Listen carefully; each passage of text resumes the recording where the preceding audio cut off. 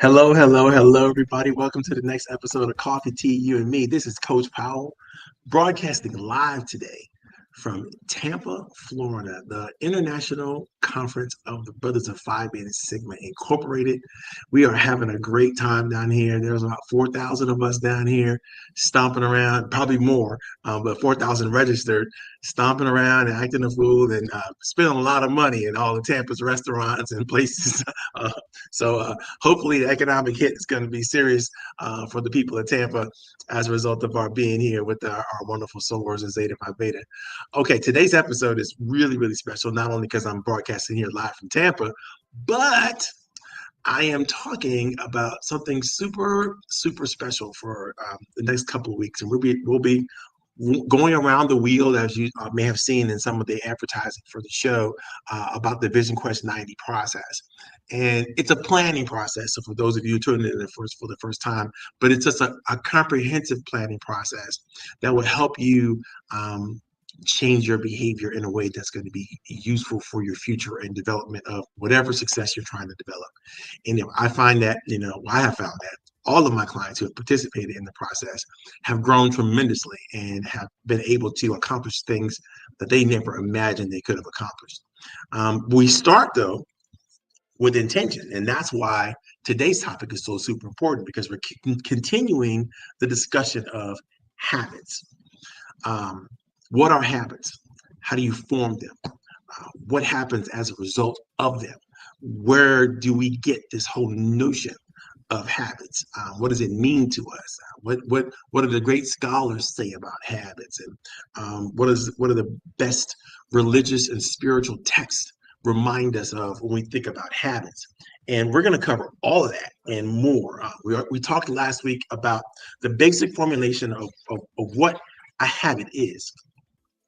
And I'm going to repeat just the general definition of a habit so that you understand where we're coming from. A habit is an unconscious governor of your behavior on a regular basis. So the things that you do habitually, weekly, monthly, daily, that you're not necessarily even aware of, are where most of your habits are. This mostly unconscious. Now, there's a reason why your habits are unconscious. And for the same reason, it's hard to break those habits or change those habits. Your brain wants to make your life easy for you. It wants to do the things that you think about regularly and put those things on autopilot. It wants to take those ideas that are important to you, those things that you value most, the things that you bring to the top of your behavior, that govern your behavior. Your brain wants to put all of that on autopilot. It wants to not have to think and actually generate work, which would involve neuroplasticity changes and development of new structures in your brain, all that kind of stuff. It wants to do all that stuff without having to think about it. So it builds those structures and builds those processes in your mind quite unconsciously, without you knowing how to do it or why it's happening, and all of a sudden you make the adjustments. This is what we call, for lack of a better word, muscle memory, right? So the things that you do automatically, that you don't have to worry about, that you don't have to think about, and it all happens automatically, literally comes out of your brain's desire to function at a high level consistently without having to expend a lot of energy.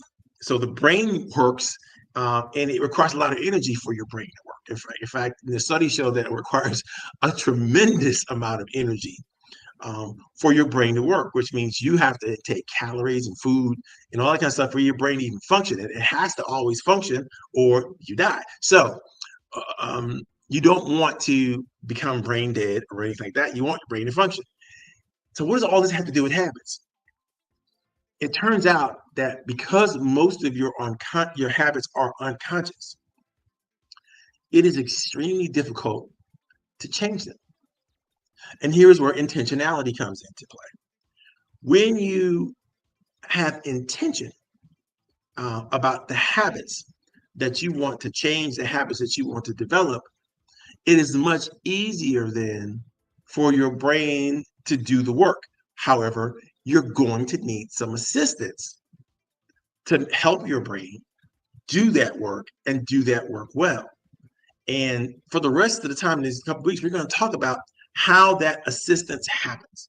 We're going to talk about the things that you should be doing intentionally to remind your brain that the things that you're trying to accomplish are important enough for it to develop an unconscious habit or build the structures that are needed to develop an unconscious habit in your brain. Now, it's very, very important. This is why this is the most essential piece of the VisionQuest 90 process. Because the VisionQuest 90 process, yes, it does include creating and maintaining a vision, creating a beautiful sense of mission and understanding of mission and purpose. And it includes making sure that you have goals and that your goals are completely thorough. It also includes making sure you have the right contacts and the right relationships and the right professional development opportunities through people, right? It also includes your habits. And all is a thread throughout all of those 5 essential elements of the VisionQuest 90 process that have to work well together, but they don't work well without intention. So now you have to intentionally learn how to make sure that the activities of your day are aligned with your core values consciously for quite some time before they are a part of your unconscious habitual behavior. So we'll come back to this, but that means there's a discipline. So there's another problem with your habits, not only because they're unconscious, not only because if you're not intentional, you're going to build the wrong habits quite by mistake, because your life is just going to bring forward energy and effort and things that's going to put in front of you that your brain now has to figure out how to deal with it. And once it figures out what it's going to do with it, it's locked in. It becomes a habit. And then you have to figure out if you like that habit, fine, you rock onto it, but then you might have to change it. So because it's unconscious, it's very difficult to change because it takes so much outside effort, including your intentionality, the relationships that you might have, the environment that you might find yourself positioned in, the situations that you might find yourself having to deal with in the struggle to change your habits. All those things are part of what it costs. Sometimes you're trying to change too many habits, too much, and so you get overwhelmed, and then you automatically bounce back into your old habits. That's called recidivist behavior. I mean, and there's all kinds of theories about habits. One of the theories is, it takes 21 days to change a habit. Some people think it takes 40 days to change a habit. Some people think it takes 6 months to a year to change a habit. Now, if it takes that long to change one habit, what are you going to do if you have to change a ton of habits at the same time? And what are all the tools that are out there and available for us? And we're going to talk about all that stuff. Before we get into it, though, I want to reiterate the core essential neurological benefits of you being able to consciously change your habits. And I'm a big believer that no matter how old you are, you see all this gray hair, right? No matter how old you are, you can consciously change your habits. It's not going to be easy. In fact, the older you are, the harder it's going to be to change the habits, but it still can be done. In fact, the techniques and tools that we're going to teach you over the next couple of weeks are going to be the exact things that you need to consider putting into your mix, into your plan of how you're going to move forward in your life, your business, or whatever you're doing when it comes to leadership or anything like that, right? So let's talk about the neurological benefits. I want you to understand, I want you to lock these in. The first neurological benefits of being able to get on top of and change the habits that you have to what you want them to be is you develop a higher level of neuroplasticity. What is that? That is the cognitive skill that you have in your brain to rewire your brain, to um, do how your thinking structures work, so that you begin to use your memory and use your discipline and your focus to narrow down the or create the super pathways of neural connections in your brain that allow you to easily access the information you need to access to behave and use and do the habit that you think that you should do. So whatever behavior that you need to adjust to, you need to build the neuroplasticity structures in order to make that happen. And that happens mostly in your prefrontal cortex. And it's so that you are basically short circuiting your natural response and then implanting a new natural response. But it takes time and it takes effort and takes focus. So that's that. So you're going to have more neuroplasticity, which means you're going to think faster. You're going to be able to react faster. You're going to be able to change things that you want to change faster because you've practiced, you've rehearsed, you've tried it, you've worked out all the kinks, and you're just going to be better. Your brain's going to function better, so therefore you will be better. That's benefit number one. Benefit number two is you will begin to be able to regulate your emotions better. Because let's just understand, quite frankly, trying to change any habits that you've been that are unconscious is stressful.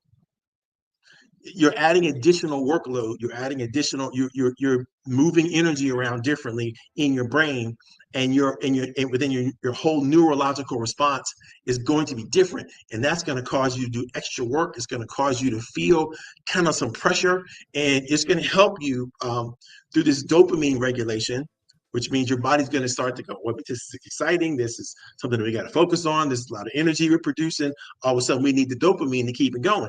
You're going to be able to regulate that dopamine production, which will allow you then to handle your emotions so much better.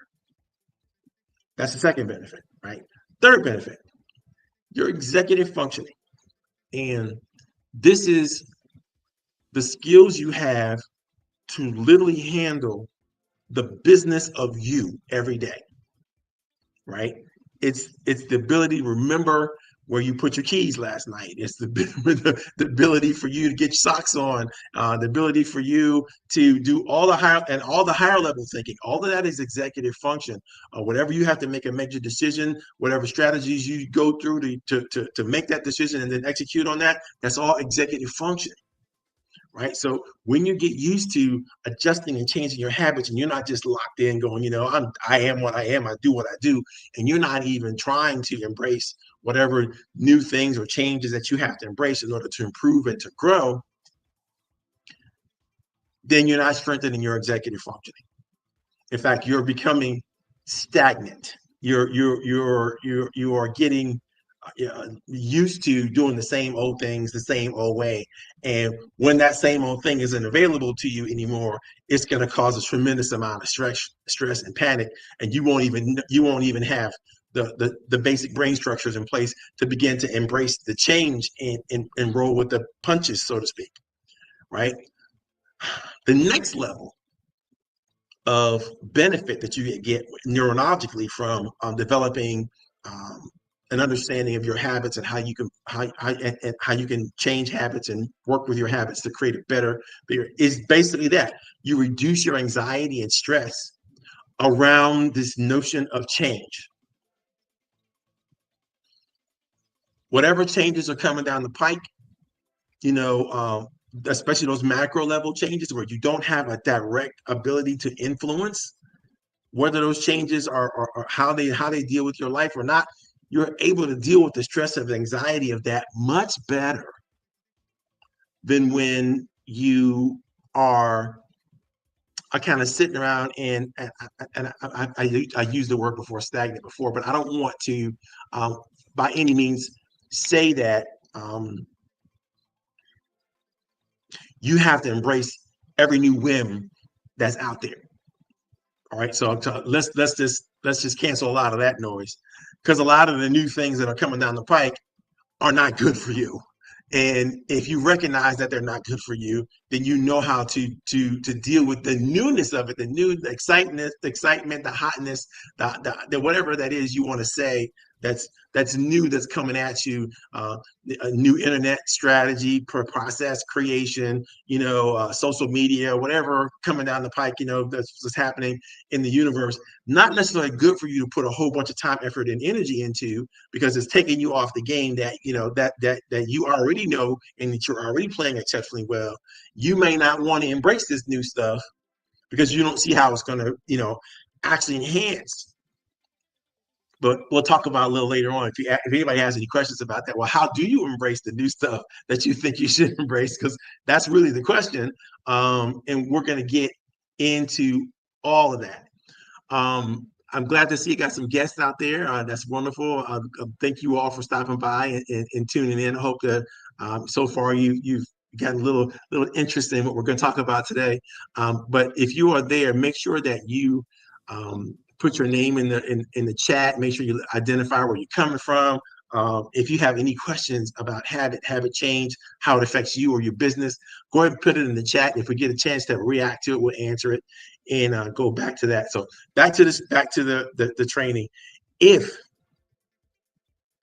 you don't embrace these kinds of habit changes, it's going to be very difficult for you to move forward in life and be an active part of belonging to any groups of people who could need the benefit of your gifts, your talents, your abilities, and your treasure. You're going to find it difficult to even do the things that you like to do because you're not keeping up with the things that society is putting out that is actually good for you.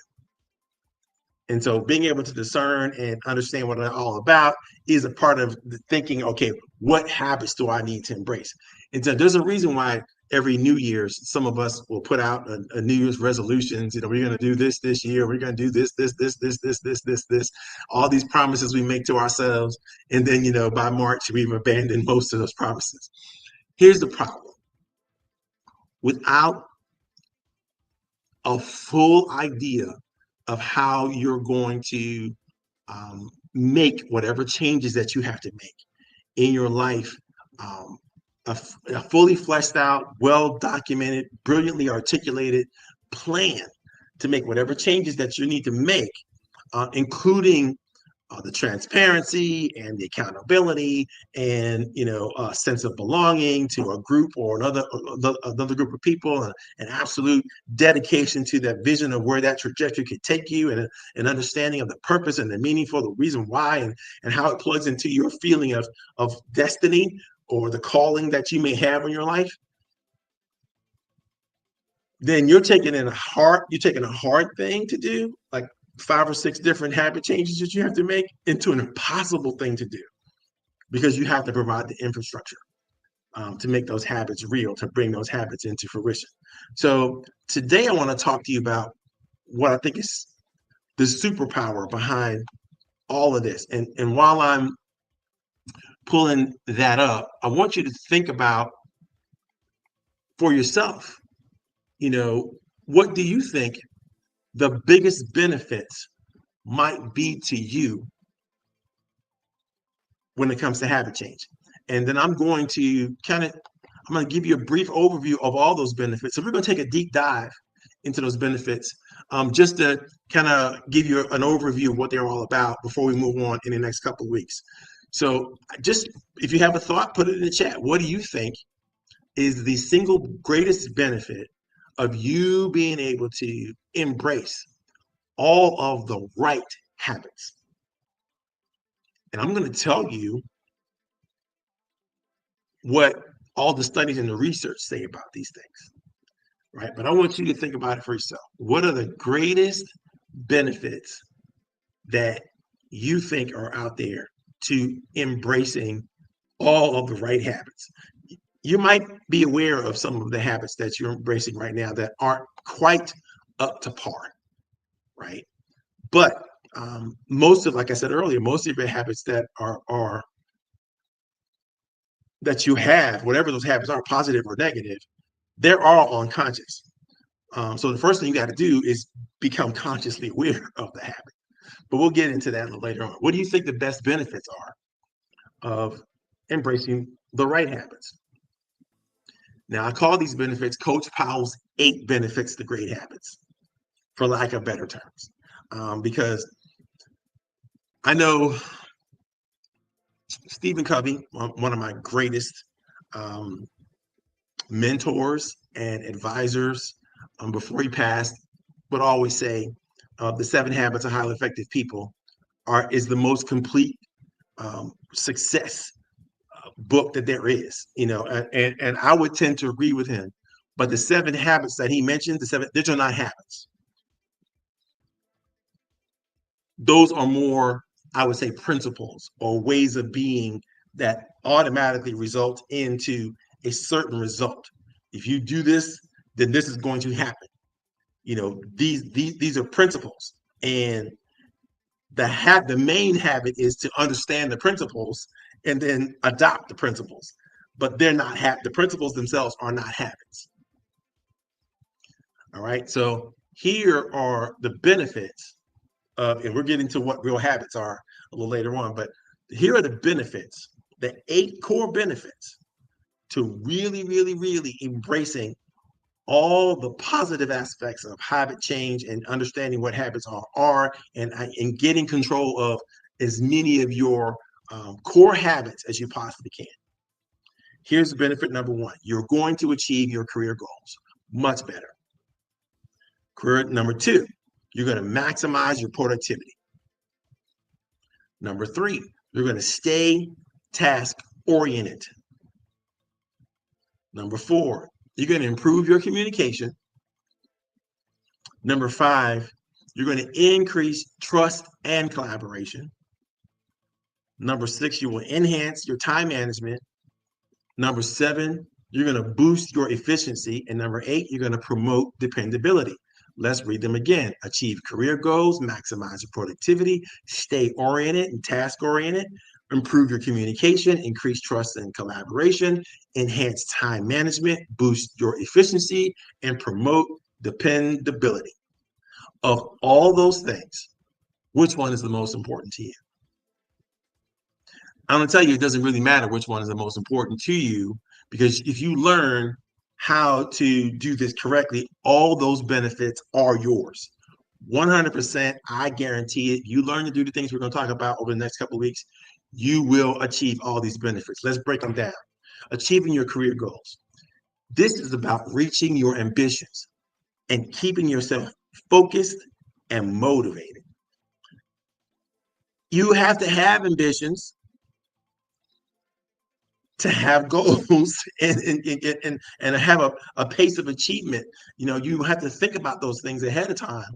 And if you can think about them, what they are, it might be, then you can keep focused on it, and you can keep motivated on it in a different way than if you just kind of ollie and free, whatever happens. So that's about getting control of the things you do on a regular, consistent basis. Not just the things that you do, but who gets to see the things that you do. Who do you report to? Who do you make sure that they understand your gifts and talents really, really well, who have the ability to help you grow in the area that you want to grow in to achieve your career goals. Because that's back to the intermixing of your contacts.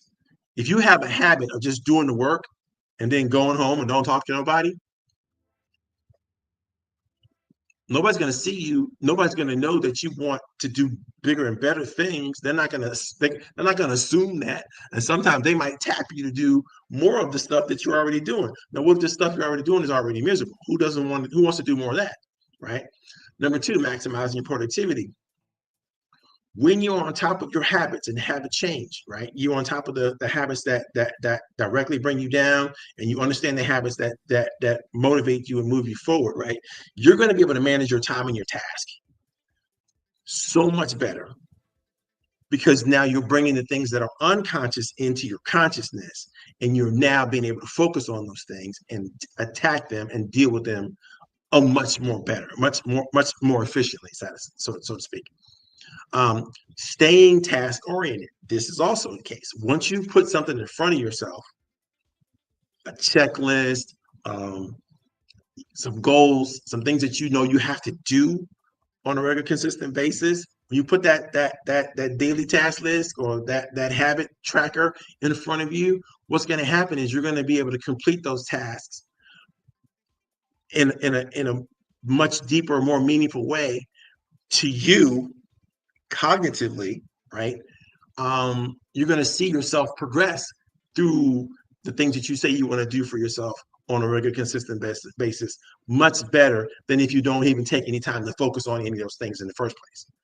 You don't become an excellent in something by just becoming excellent at it.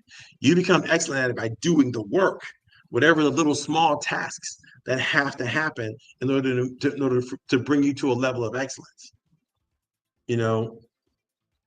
Try to walk without ever learning to pull yourself up to your feet and then balance. Right? You got to get on your feet first. That's the first thing. And then you got to stand up. Right? You got to have enough balance to be able to stand, and then you got to move. Right? So, and you got to keep that balance going. All those minor tasks have to be completed before you can run. You got to do all those minor things. If you try to do all those things that you want to run, now seeing people running might be a great motivator for you to want to run. However, you still have to do the basic things you have to do in order to be able to run. And that's at any age, right? Even if you used to do it, your body doesn't remember it. Your brain doesn't remember it anymore. So if you get out there and try to do even what you used to do, it's going to take a while to rebuild those neural pathways. We see it happen sometimes even when great athletes try to come back into the game after been away from it for a while.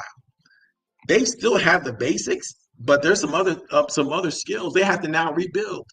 But once they rebuild them, sometimes they can rebuild them better than they did before they left, because now they can focus on just the correct habits and none of the stuff that they were able to get away with before. Okay, improving communication. How does correcting your habits improve your communication? This one's easy. Because you are consciously aware of the things that you're saying and doing, and you are making sure that other people understand your thoughts, your ideas, and you are taking the time to understand the thoughts and ideas of others, it improves your communication. You're able to now develop the right kinds of expectations both ways. You might set expectations for others that are much better and easier for them to understand, because now they understand, you guys have an understanding, and you may accept expectations from others because, again, you have that understanding. Communication happens when you can consciously articulate, here's what I am, here's what I'm doing, here's what I'm about, here's where I'm going, and I understand where you're doing and what you're about and where you're going. And now we can figure out a way to collaborate together. We can figure out a way to work better together because we can talk. We can communicate. Habit change is critically important. Again, that awareness is what makes you be able to articulate what it is you're doing much better. If you're not aware, then, and if it remains unconscious, then you're not going to increase that trust. You're not going to increase that collaboration. The next thing that's important to understand when you're talking about developing your habits is your time management skills are going to dramatically improve. Why is that? Because you're not going to walk around with your day running you anymore. You're going to be running your day, meaning you're going to be able to prioritize your task. You're going to be able to block out your time. You're going to be able to focus on the things that you're supposed to focus on when you're supposed to focus on them with less distraction. You're going to be able to, just be more efficient and therefore effective in whatever you choose to do with your time. The next part about your habit change is about boosting efficiency. Now, get it. Don't. This is really a comprehensive thought and idea, right? If you know you're going to be able to advance your career goals, you're going to be better at everything you do, you're going to maximize your productivity, you're going to stay on task, you're going to improve your communication, you're going to increase your trust and collaboration, you're going to enhance your time management, of course you're going to be more efficient. In fact, it's going to bleed out beyond you. Anybody who knows and likes and trusts you and who's engaged with you is going to start to experience a better you. And they're going to want to go, well, wait a minute. Well, what are you doing differently? And you're going to be able to articulate and tell them, oh, I decided to do this and do that and do this and do that. And this is what I do now most of the time. And this is how I focus my day and prioritize my task and manage my life. And the people are like, oh, what, can we do that too? Can you show me how? And you actually are going to be able to show them how you've done it because you, again, are consciously aware and you have a plan. And you're working from that plan to get the things that you want to do. That's why it's always easy when people say this, like, well, what kind of diet are you on? Or what kind of exercise routine you're on? People who are doing that, they know exactly what they're doing. And they know where they started and they know where they are today. Because they've done all the things that I'm going to suggest that you do a little later on in this discussion. Not today's discussion, but in future weeks' discussion. The other thing that happens when you really get control of your habits is you begin to become so much more dependable, not just to yourself, but to others. But let's talk about that self-dependence or self-reliability, right? When you say to someone that you are trustworthy, you are saying to them that they could depend on you. Now, when you just use the word trustworthy and you leave it out there like that, that's kind of unbelievable because no one is dependable in every area of life, in every aspect of life. And by the way, situations do happen that make even the things that you are dependable on make you not so dependable on those things. Right? It doesn't matter how good you're driving. If you're trying to drive through a flooded street, because the water's going to wash your car away and you're not going to have control, right? So you might be a great driver, but if a flash flood comes along and you're driving and you out there on the street and it just happens to, you may happen to get caught up in it without even knowing how deep the water is that you're trying to drive through. Next thing you know, your car is up and running down the river. It's a temporary river usually, but that you get my point. It doesn't matter how good you are at it because circumstance, the situation, is taking you off. And this is a very important aspect of habit change because if you're changing your habits and you know that you're changing your habit and you're aware of it and you are practicing and disciplining and you've developed all the connections you develop and create the environment you need to create around you that makes it as easy as possible for you to do this hard thing, which is change your habits. When you're locked in, you're dependable on that thing. And so people can go like, oh, we can depend on you. You can teach others, or you can share your story, or you have a lot of authenticity and credibility that comes along with having the ability to change that habit. And that makes all the difference in the world when you're talking to other people. They're going to go, wow, that's amazing. I can't imagine I would be able to do it. But then if you break it down, they can't imagine them being able to do it because it's really simple, it's really disciplined that over a period of time that allow you to lock in that new behavior. But also you just become more dependable. You become regular. People start to go, oh, he's when he's going to do what he says he's going to do because he has not just trustworthiness in this space, but he has integrity, meaning he can trust himself to do it. When you can trust yourself to do it, you're actually trustworthy in that one area of however you speak. So I'm like, you can always trust me. No, you can't always trust you. I don't care who you are. Don't say that. Trust is very specific. And it means something very specific to specific people at specific times. You can trust me in this situation, assuming all things are good. Yeah, I'm really good at that. I can do that thing, whatever that is. You become more punctual. You become, easy to engage with, easy to make sure that, you can promote whatever ideas that you are inside the rule box that you play with. But when the rules change, you're no longer dependable on those things. It doesn't work anymore because the game that you're playing is people aren't playing by the same rules. And we know that a lot by, literally what's happening in our world today. So let me recap. When you learn how to change your habits, you learn how to get control of your habits and get control of yourself and start to really focus on the things that matter to you most. You're going to achieve your goals. You're going to max out your productivity. You're going to stay on task. You're going to communicate much better. You're going to have increasing amounts of trust everywhere you walk. You're going to nurture collaboration like nobody's business.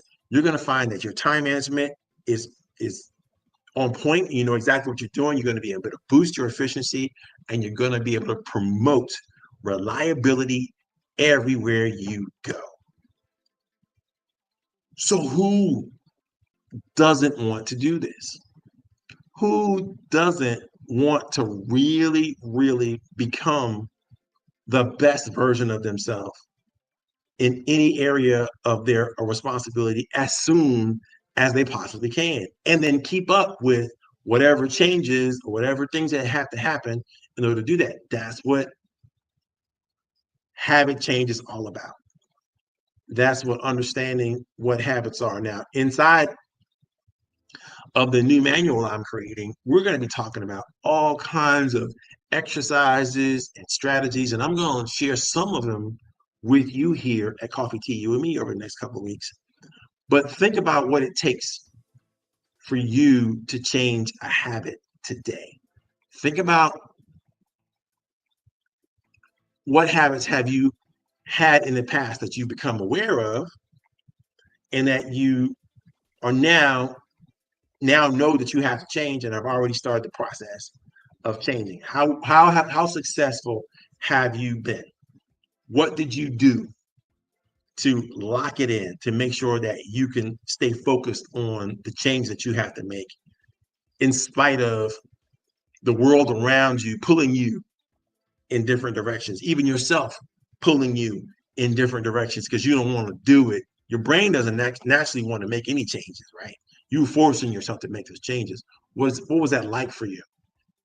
Think about that before next week's session, and think about how those things might affect you.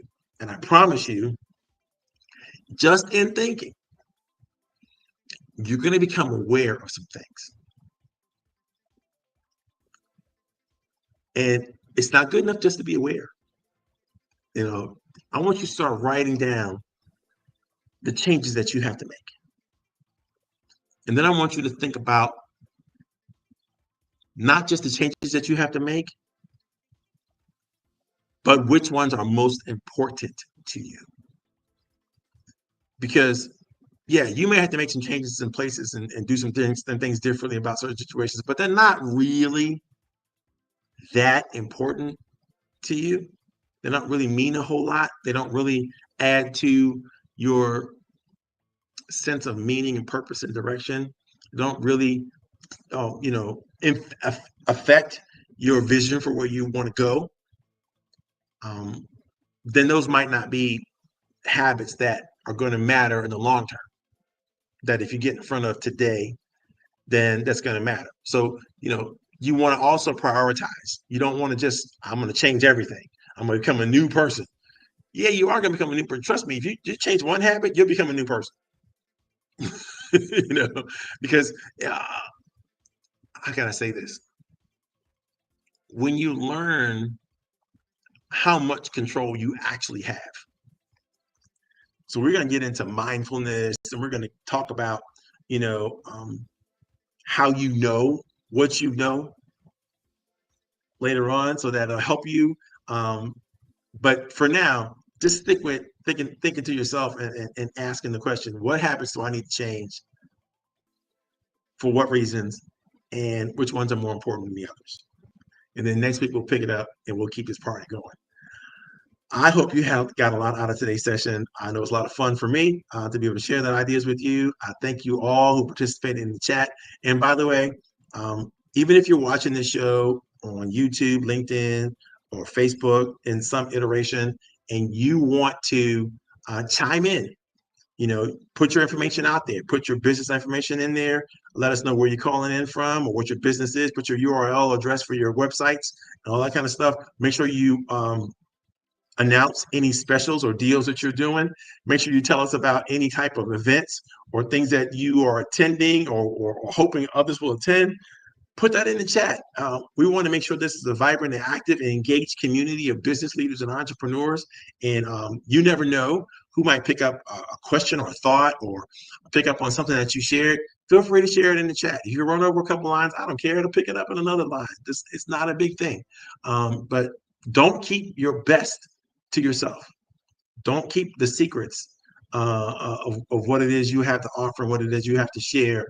I'm not saying give away your IP or intellectual property or anything like that, but make sure that you're not quietly doing the work that nobody ever gets to see, because that's a lonely, anxiety-producing experience for most of us, even us introverts. Need to pop up and be noticed every once in a while. So let's just make sure that you put the right energy in the right places for yourself so that you can grow and be all you can be for your business and your family and everybody in your culture, right? Loving everybody. Thank you so much for coming by. I had a great time, and we're going to do this again next Friday from 3 to 5. Looking forward to seeing you, and I'm out.